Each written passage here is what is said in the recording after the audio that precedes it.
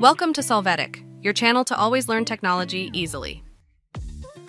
Below in the description, you will find useful links we used in this video.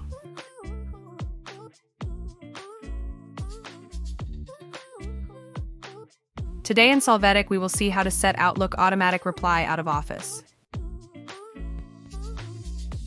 Open your Outlook app. Here, click on the gear icon.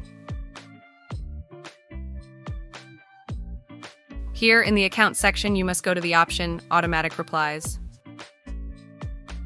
You will enable the switch, turn on Automatic Replies. It is possible to determine the time range in which this response will be delivered. By default, an automatic response will be created. You can edit it if necessary. To complete this task, click on Save. You will see a message indicating that automatic responses are active. Hey, remember to subscribe Solvetic channel.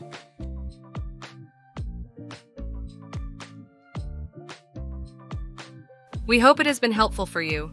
Here are links to watch more videos of your interest and subscribe to the Solvetic channel. Thank you.